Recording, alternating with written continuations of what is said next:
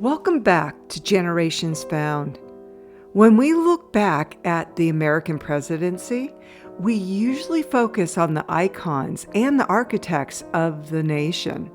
But today we are exploring a man whose life felt less like a political triumph and more like a Shakespearean tragedy.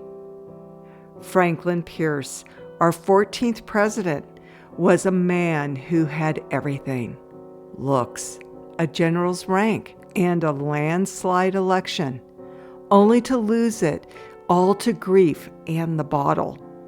Let's dive into the heartbreaking story of the man they called Handsome Frank and his quiet departure from this earth.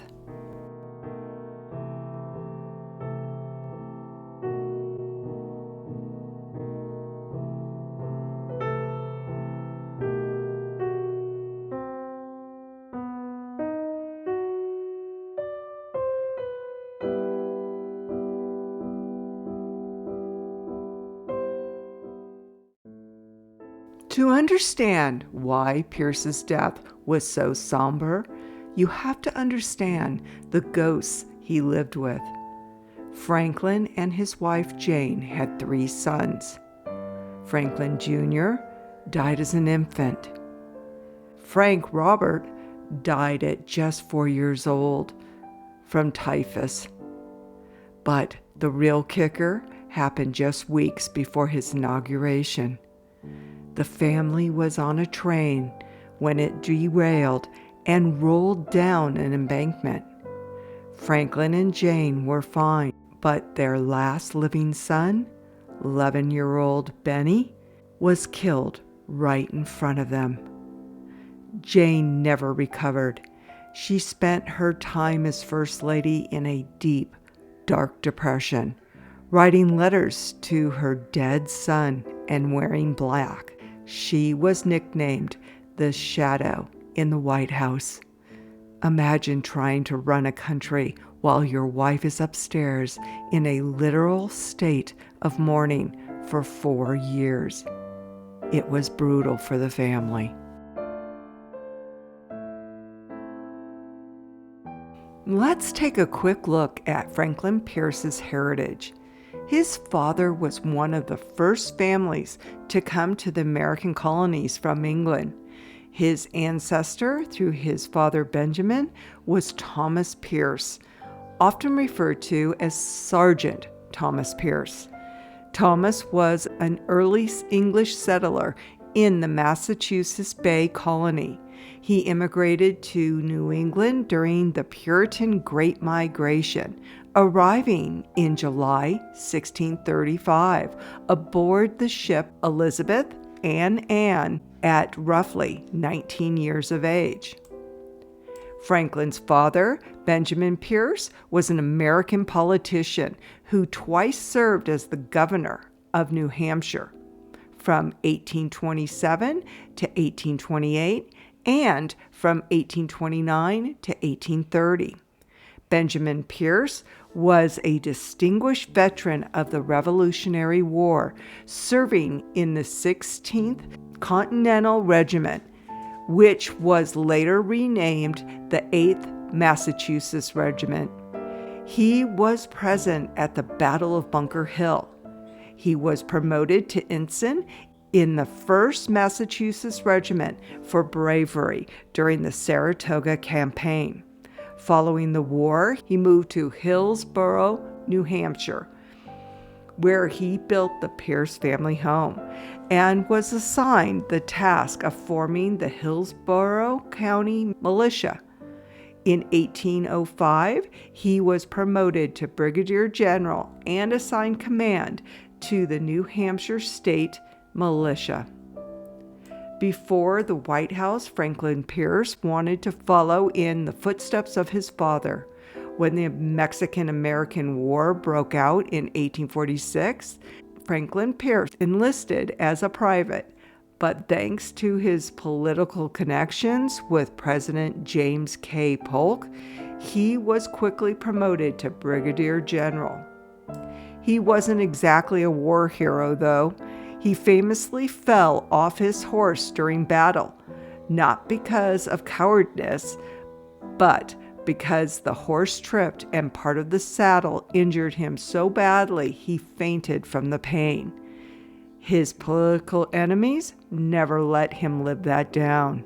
Speaking of horses, here's a fun side note. It is a frequently cited historical tale that President Franklin Pierce was arrested for running over an elderly woman, Mrs. Nathan Lewis, with his horse while riding in Washington, D.C. in 1853. However, the charges were dropped due to insufficient evidence, and some modern sources suggest the incident might have not occurred at all and is unconfirmed. Franklin's older brother, Benjamin Kendrick Pierce, was a career officer in the United States Army. Benjamin K. Pierce was a veteran of the War of 1812, the Second Seminole War, and also the Mexican-American War, and rose to the rank of lieutenant colonel in the Army and colonel in the Florida militia.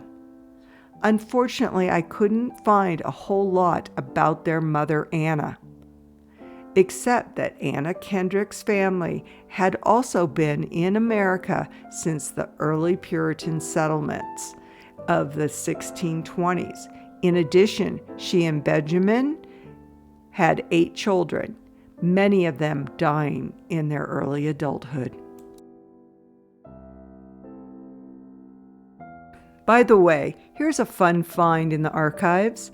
I came across several correspondences that announce his commission as Brigadier General, mostly dated 1847. Pierce entered his presidency during a time when the U.S. was tearing itself apart over slavery. He signed the Kansas-Nebraska Act, which basically set the stage for the Civil War. People hated him for it.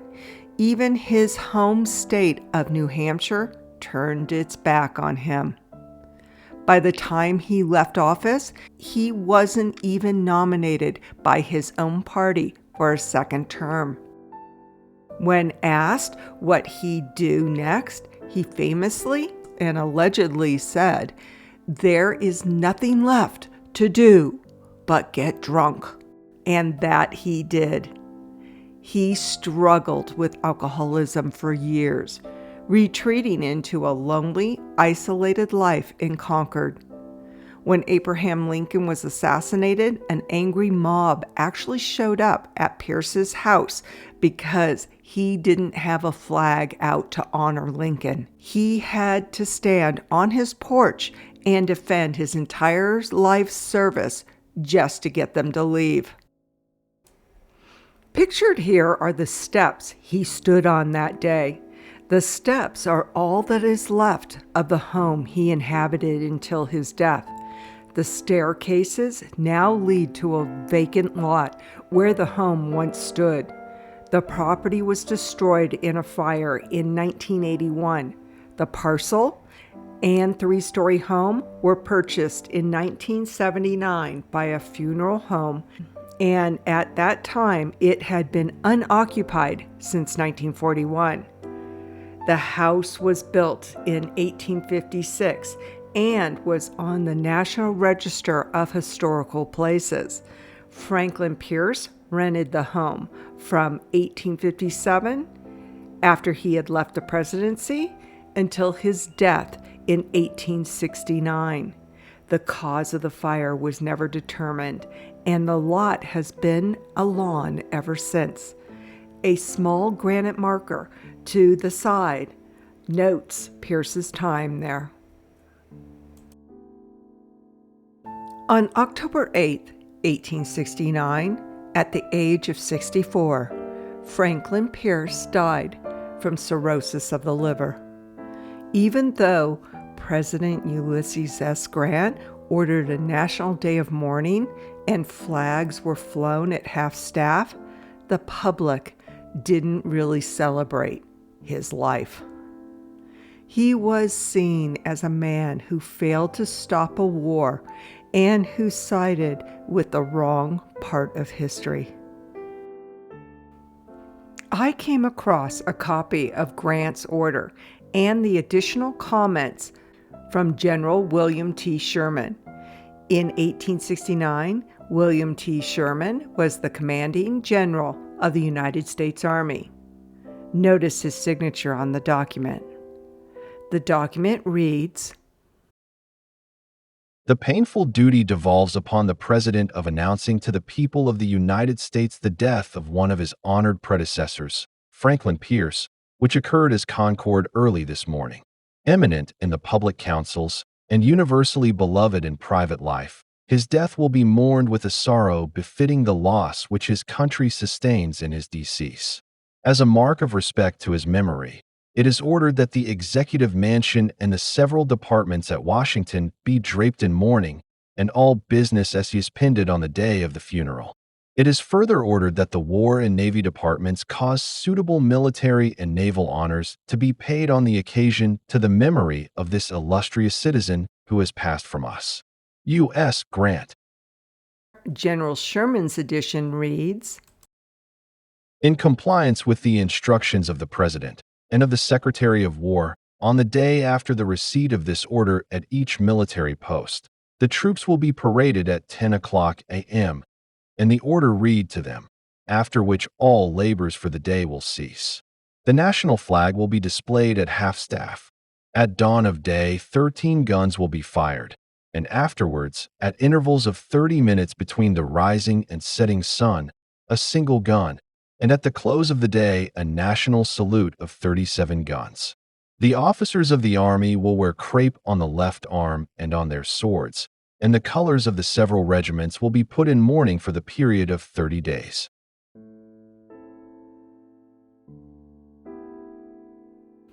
When Franklin Pierce died, no family members were present. Being ill, he was being treated only by a hired caretaker. He was buried at Old North Cemetery in Concord, New Hampshire, resting alongside his wife, Jane Appleton Pierce, and sons. He died alone, having been estranged from many, though he did maintain friendships. His wife had passed away earlier in 1863 of tuberculosis, and since all three of their children had already passed, he left no descendants. His last will, which he signed January 22, 1868, Pierce left a large number of specific inheritances, such as paintings, swords, horses, and other items to friends, family, and neighbors. Much of his $72,000 estate, which is equal to $1.7 million today, went to his brother Henry's family and to his very good friend and author of the Scarlet Letter, Nathaniel Hawthorne's children. Hawthorne had already passed previously. Henry Pierce's son, Frank Pierce, received the largest share. Here are a few things you probably didn't know about the 14th president. He's the reason you can tear stamps apart. He introduced the first perforated postage stamp. Also, he signed a law allowing the U.S. to take over islands covered in bird poop, better known as guano. Guano was a massive fertilizer business back then. This is also how we got the Midway Islands. There is no official Franklin Pierce Presidential Library. Instead, his legacy is preserved through the Pierce Manse in Concord, New Hampshire, and the Franklin Pierce Homestead in Hillsborough, New Hampshire. Franklin Pierce is a reminder that the people in our history books were human. He was a man broken by loss, struggling with addiction, and caught in a political storm he couldn't handle. Thank you for joining us today. We invite you to watch all our videos, from famous funerals to diving into the archives to find generations of history. And always please remember to be kind in everything you do, including the comments you make.